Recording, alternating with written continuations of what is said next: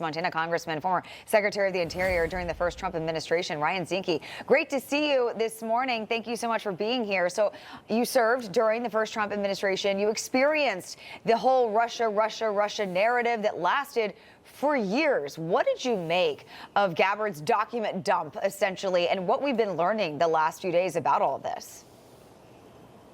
Well, I think it confirms what we all knew. And look, you had national intelligence collection assets spying on the president-to-be in the case of Russian collusion, which led to an impeachment. Then you had the national collection assets spying on the president of the United States.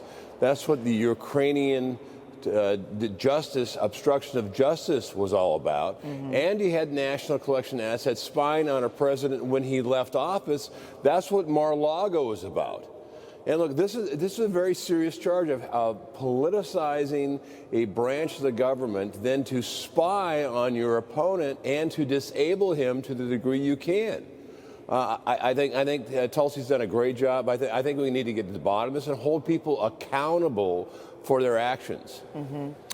Yeah, Congressman, while obviously Attorney General Pam Bondi, DOJ, will take a look at it from a criminal perspective, I remember post-Watergate, Congress came together in a bipartisan fashion and were passing laws to make things change. When the FBI, the CIA were involved in domestic things like spying on MLK in the 60s, you had the Church Commission where Congress came together in a bipartisan way and said, enough, no more. Do you think that we will see Congress get into this and try to put forth reforms so no president, regardless of party, has this happen again?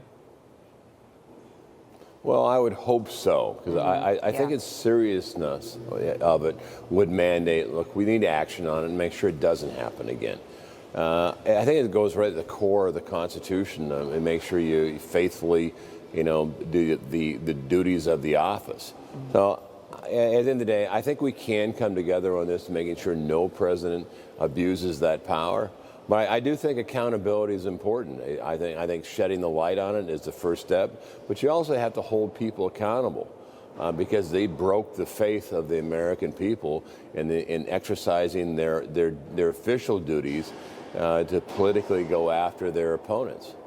Yeah, no, good point. I want to shift gears to the Epstein files, of course. That's also what everyone's talking about. A new report suggesting that Attorney General Pam Bondi told President Trump last spring that his name does appear in some of the files. But at first, the White House said they assumed it did because the two people knew each other. They knew each other in the 90s, the early 2000s, and prior to Epstein's legal problems. It's widely known, Congressman, that the president kicked Epstein out of Mar-a-Lago back in 2004. So, yes, he would be mentioned in a file because, yes, they were in the same room together. What do you make of this new report and what we've been seeing?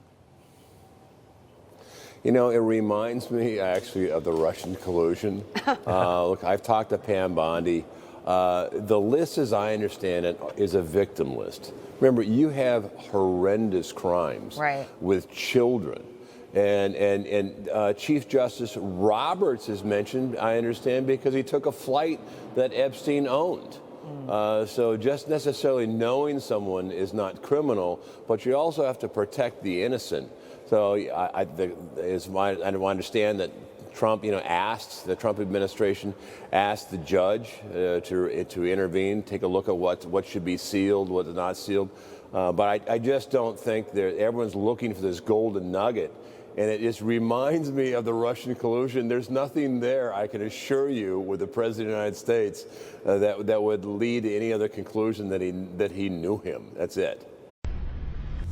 Information. Truth. Is freedom. Is Newsmax. It's real news for real people.